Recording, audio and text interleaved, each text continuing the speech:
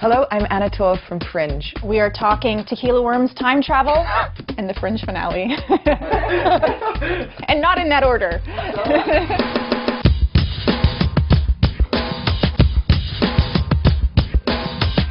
So I know you just shot the finale. On Friday. My gosh. We shot our last shot at, I think, 10:30 Friday morning after like 10 days of like nights and, you know, it's in Vancouver where we shoot to, so it's been wet and cold, and then, yeah, our last shot, we just moved out into the sunshine.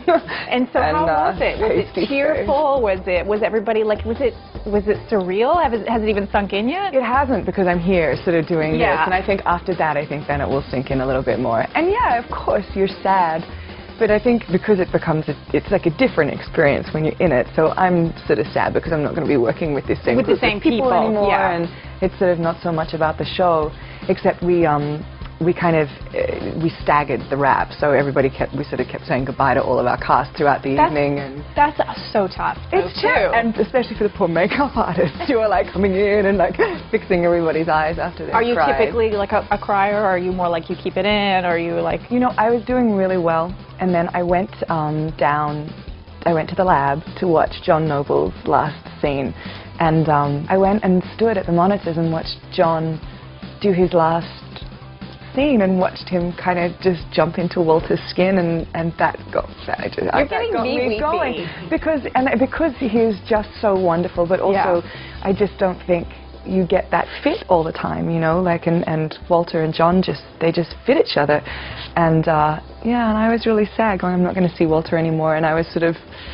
sad for John, knowing what that feeling would be like to be letting go and never able to play in the skin of this man anymore. So that kind of got me going. So are you going to have a massive party, though, just to sort of offset all the sadness? I think everybody's just like gone. Everyone's like, it's wet and cold. Let's, you know.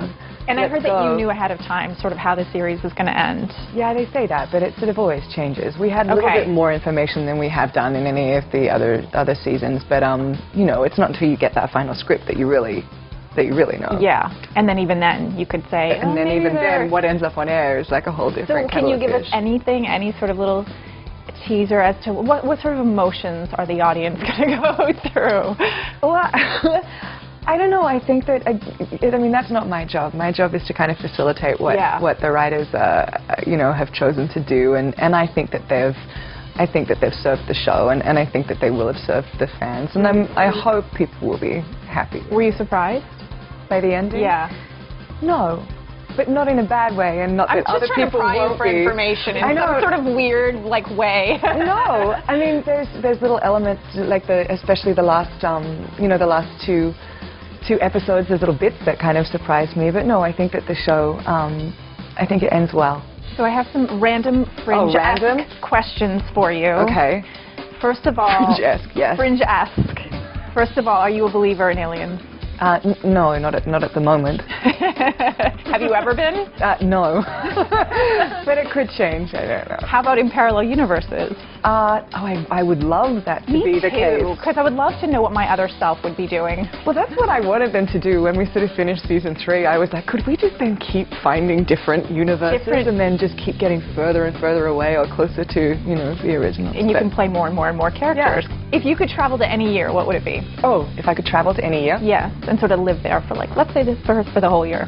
I would love to go meet my mom as a woman, like not as my mother, and so I wonder if... Before she had... Yeah, before she had me, who was she like, and I mean, I'm sure that there are other years that I would, you know, that would be a better year, but I mean, I'd love to go meet her. And I'd be afraid to find out certain things. 7 or something, would you? Why are you acting like that? But you wouldn't have that, because it would just be a person. You'd be like, oh, do we get along independently of... Favorite alien film? Alien.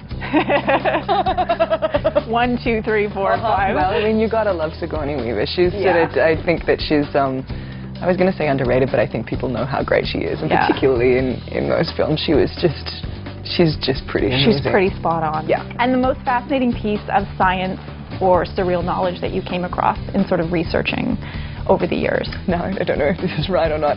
It was, we were doing an interview and someone had asked me a similar question. I'm like, yeah, and then remember the time you made me eat worms in order to get my memory back, and he goes, no, that actually can happen. I'm like, what? Really? Yeah, apparently. I wonder if I'm wrong about this. Eating worms? I'm gonna eating worms. No, if this particular worm or something. Now I'm getting all You mean the tequila worm? Because that really jogs my memory. No, not crispy. Every time. Not the crispy ones. They're like really alive. I know everything when I've had that particular worm.